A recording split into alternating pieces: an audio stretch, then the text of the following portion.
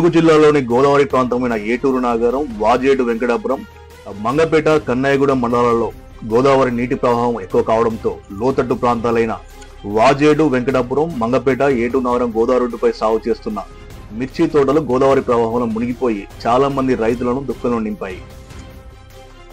మరోపక్క ఏటూరు నాగారం గోదావరికి ఆనుకొని ఉన్న జంపన్న వాగులో నీటి ప్రవాహం పెరిగి ఏటూరు నాగారంని నీరు చుట్టుముట్టడంతో మంగపేటలో 50 ఎకరాల మిర్చి తోట గోదావరి నీటిలో మునిగిపోయింది.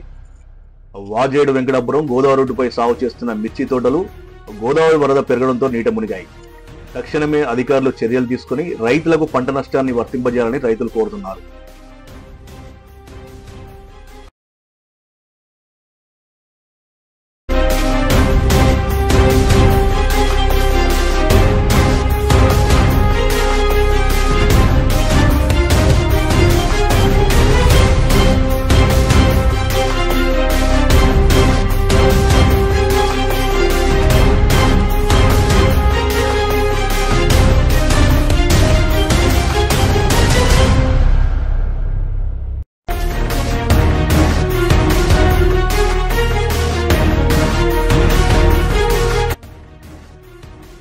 ములుగు జిల్లాలోని గోదావరి ప్రాంతమైన ఏటూరు నాగారం, వాజేడు, వెంకటాపురం, మంగపేట, కన్నయ్యగూడెం మండలాల్లో గోదావరి నీటి ప్రవాహం ఎక్కువ కావడంతో లోతట్టు ప్రాంతాలైన వాజేడు, వెంకటాపురం, మంగపేట, ఏటూరు నాగారం గోదావరి రోడ్డుపై సాగు చేస్తున్న మిర్చి తోటలు గోదావరి ప్రవాహంలో మునిగిపోయి చాలా మంది రైతులను దుఃఖంలో నింపాయి.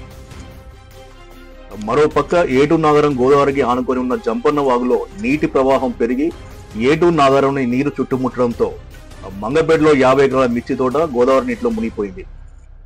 వాజేడు, వెంకటాపురం గోదావరి రోడ్డుపై సాగు చేస్తున్న మిర్చి తోటలు గోదావరి వరద పెరగడంతో నీట మునిగాయి. తక్షణమే అధికారులు చర్యలు తీసుకుని రైతులకు పంట నష్టాన్ని వర్తింపజేయాలని రైతులు కోరుతున్నారు.